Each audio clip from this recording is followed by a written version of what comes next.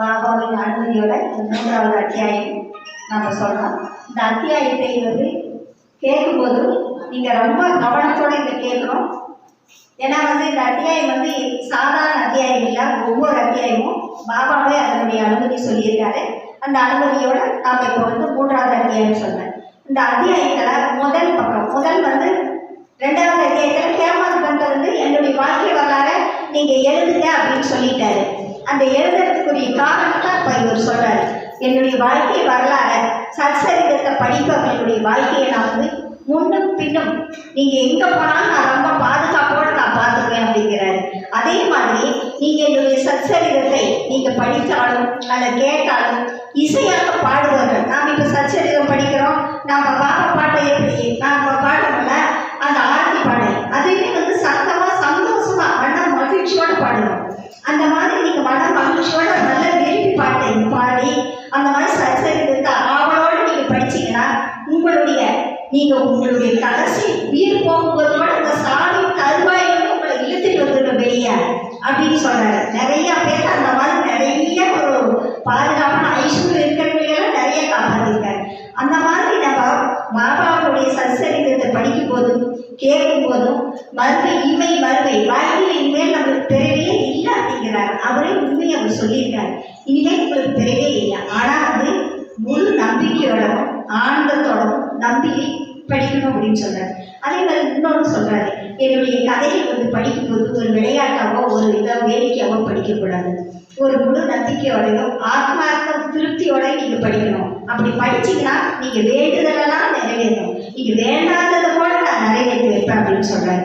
அதுல வந்து அந்த ஹேமந்த் பந்த் அப்பதான் அவர் பேசுறாரு. இந்த ஹேமந்த் பந்த் என்னங்கிறாரு, நான் வந்து இவ்வளவு தூரம் வந்து நான் நம்பிக்கையோடு நான் எழுதுறேன். அதுக்கு வந்து பாபாவே எனக்கு துணை புரியணும் போது கண்டிப்பாக நீ எழுதலை, உன் கூட உன்னுடைய மனசில் நான் பூத்து அதில் எழுதுறேன் அப்படின்னு சொல்லி பாபா சொல்றாரு. அதுக்கு பின்னாடி வந்து ஹேமந்த் பந்த் வந்து அவர் வந்து 1916 அங்கே சீரடி வர்றாரு.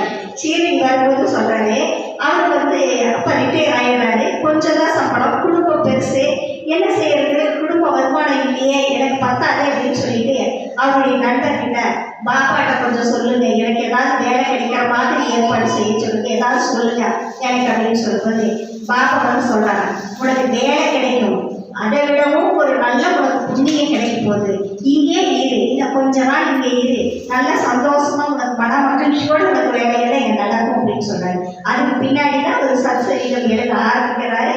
அந்த வாழ்க்கையில் அவருக்கு பின்னாடி ஒரு வேலையும் கிடைக்குது. அப்புறம் மறுபடியும் அதை விட்டுட்டு அப்புறம் இங்கே வந்தவர். அதுக்கு அடுத்தது அவர் சொல்றாரு, ஹேமந்த் பந்த் சொல்றாரு, ஒவ்வொருத்தருக்கும் ஒவ்வொரு வாழ்க்கையில நடக்கும். நம்மளே இருக்கிறோம், ஒரு சிலர் கோயில் கட்டுற பாக்கியம் கிடைக்கலாம், ஒவ்வொரு அடியவர்களுக்கு வந்து ஒரு குளம் கட்டுற பாக்கியம் கிடைக்கலாம், ஒரு சிலருக்கு குளம் படிக்கட்டு கட்டுற பாக்கியம் கிடைக்கலாம், ஒரு சிலருக்கு பாபாவுக்கோ பூ கட்டி போடுறதுக்கோ அலங்காரம் பண்ணி கொடுக்கறதுக்கோ ஒரு பாக்கியம் கிடைக்கலாம், ஒரு சிலருக்கு கோயில் சுற்றி மதுரை கட்டுற பாக்கியம் கிடைக்கலாம். ஒவ்வொருத்தருக்கும் ஒவ்வொரு பாக்கியம் கிடைச்சது. இப்போ வந்து ஹேமந்த் பந்துக்கு சத்சரிதம் கிடைச்சது. சத்சரிதம்னா என்னுடைய வாழ்க்கையை பாபா சொல்றது, என்னுடைய வாழ்க்கையை நான் உயிரோடு இருக்கும் போதே உண்மையாக அதை எழுதும் போதே உனக்கு வந்து இங்கே நிறைய புண்ணியம் பாக்கியம் கிடைக்கும் அப்படின்னு சொல்றாரு. அதை வந்து அவர் ஹேமந்த் பந்த் என்ன சொல்றாருன்னா, ஒரு தாய் எப்படி ஒரு குழந்தை எப்படி ஒரு அன்போட பாசத்தோட வளர்க்குறாங்களோ அந்த மாதிரி வந்து நம்ம சாய்பாபா வந்து அவர் ஒவ்வொரு வார்த்தையும் அவர் வந்து சொல்ல இவர் வந்து நிறைவேற்றி கொடுத்துட்டே இருக்கிறார். அந்த மாதிரி ஒரு தாய் வந்து நம்ம குழந்தைங்க வந்து ஒரு குழந்தை இடுப்பில் வச்சு விளையாடும் போது அம்மா விட்டுருவாங்க, கீழே விட்டா விளையாட்டு நான் முழுத்துவோம் அப்படின்னெல்லாம் நினைக்காது.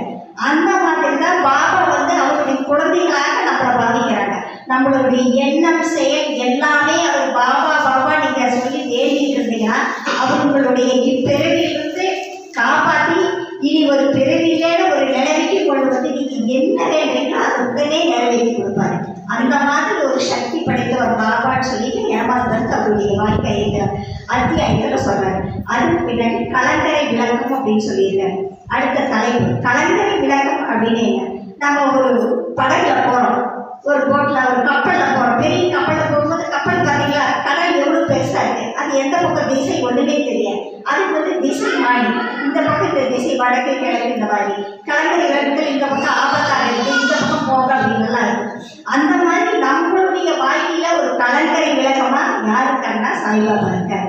நம்ம சாய்பாபாவை முழுமையா நம்பினீங்கன்னா கலங்கரை விளக்க மாதிரி நம்மளுடைய கையை பிடிச்சி இழுத்து போய் உனக்கு இந்த தேசியில நல்லது நடந்து யாரா நம்மளுக்கு எதிரும் அவங்க கிட்ட இருந்து காப்பாற்றிடுவாங்க. அந்த மாதிரி அவர் கூப்பிட்டு ஏமாத்தத்தை கூப்பிட்டு நான் உனக்கு கலங்கரை விளக்கமா என்னென்னு சொல்லணுமோ அதை மட்டும் நீ எழுது. முதல் வந்து நீ உன்னுடைய மனசளவுல என்ன சொல்றான்னு நீங்க புரிஞ்சுக்காங்க. நாட்டியரோடையோ கெட்ட எண்ணம் உள்ளவர்களுடையோ மதம் பற்றி இருக்கிறவர்களுடைய நீ சேர வேண்டாம்.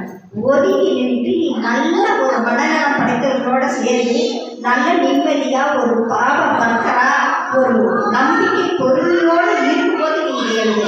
முதல் உங்களுடைய மனமாற்றத்தை எல்லாம் நல்ல மனமாற்றமா கொள்வா. நான் அவருக்கு சொல்றதில்லை, அந்த புக்கை நீங்க படிக்க படிக்க ஏமாத்துறதுக்கு சொல்றாங்க, மற்றவங்களுக்கு பாவம் சொல்றாங்கன்னு நினைக்கக்கூடாது. அது நம்மளுக்கு சொல்றாங்க. நம்ம யாருமே வந்து நல்ல எண்ணம் கொண்டு வந்துருக்கணும், யாருக்குமே வந்து தீங்கு நினைக்கக்கூடாது அப்படின்னு நாம நினைச்சோம்னாவே அது நம்மளுக்கு தான் அது சொல்றாரு அப்படின்னு நீங்க நினைச்சு இந்த பிறவிலிருந்து இனி எந்த ஒரு பிறவி வேண்டாம், நீ நம்மளுக்கு இதுதான் நம்ம கார் வாங்க நினைக்கும் போது ஒரு கார் கொண்டு வந்து நிறுத்திடுவாரு. அந்த மாதிரி ஒரு சக்தி படைச்ச பாபா அப்படிங்கிறாரு. அதுக்கு அடுத்தது இந்த கலங்கரை விளக்கத்திலேயே இந்த கலியுகத்துல திரேதாயுகம் கிருதாயுகம் அப்படிங்கிறது. இந்த கிருதாயுகத்துல வந்து என்னன்னா அந்த காலத்துல வந்து உடல் மனம் எப்படி இருக்கணும் அப்படிங்கிறது தான் சொல்லுது.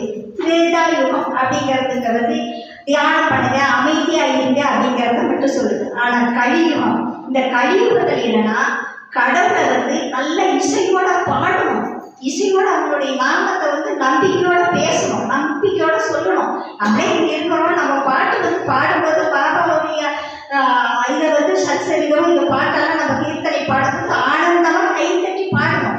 அந்த மாதிரி நம்பிக்கையா சந்தோஷமா நம்ம பாடும்போது அவர் வந்து நம்ம கையை பிடிச்சி கூட்டிட்டு போய் நீங்க நல்ல வழிக்கு கூட்டிட்டு போயிடுவாரு. அவர் வந்து நம்ம முழுமையா நம்பணுங்கிறார். கலியுகத்துல வந்து இசைதான்.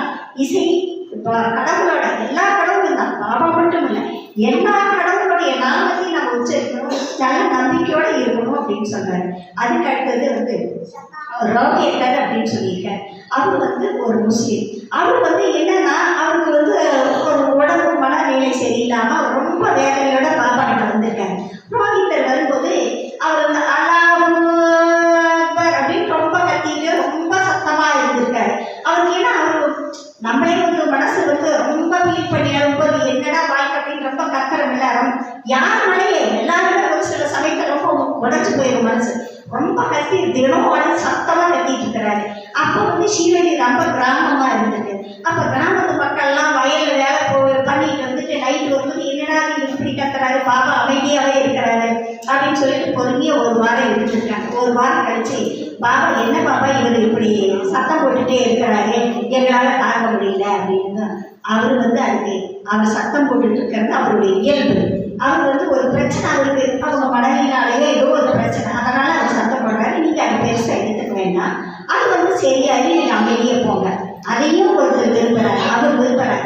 இதுல இருந்து என்னன்னா ஜாதி மதம் எந்த ஒரு இதுவும் இல்லை, எல்லாமே ஒரே குலம் ஒருவனே தேவன் அப்படிங்கிறத கடைபிடிக்கிறார். நாங்க வந்து நம்ம அழுது கும்பிட்டாலும் ஒருத்தர் நிறைய அழுகிறாரு இப்படியெல்லாம் திட்டுறாங்க அப்படிங்கிறது நாம ஒவ்வொருத்தர் வந்து அமைதியா சாமி கும்பிடுவாங்க, ஒருத்தர் அழுது சாமி கும்பிடுவாங்க. யாரையுமே நாம வந்து தடுக்க கூடாது அப்படிங்கிறது இந்த கதையில உணர்கிறாரு. அப்புறம் வந்து இந்த வந்து 3வது அத்தியாயத்துல வந்து கடைசி அவர் வந்து அவருக்கு ஒரு வேலை கிடைச்சிருக்கு. ஹேமத் வந்து ஒரு வேலை கிடைக்குது. முதலே பாபா சொன்ன மாதிரி அவருக்கு ஒரு வேலை கிடைச்சிருக்கு.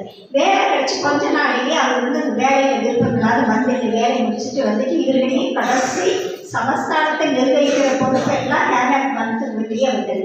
அப்ப வந்து அந்த ஹேமத் வந்து என்ன சொல்றாரு தெரியுமா, நீங்க வந்து இந்த சத்சரிதத்தை சும்மா படிக்க வேண்டாம், ரொம்ப மனசு உள்வாங்கி படிங்க. உள்வாங்கி படிக்கிறதுனால நல்லா தியானம் பண்ணுங்க.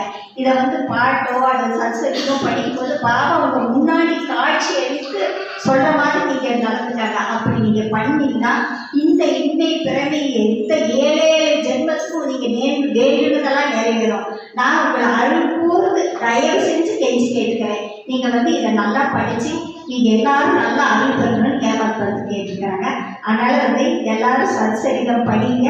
இப்ப எல்லாருமே ரொம்ப தெளிவா புரியும். நீங்க போனது 3வது தேதி சும்மா திருப்பி பாருங்க, ரொம்ப நல்லா இன்னும் இது விளக்கமா கூறியிருப்பாங்க. ஏன்னா எல்லாருக்கும் நேரம் இருக்கிறதுனால சுருக்கமா சொல்லியிருக்கேன்.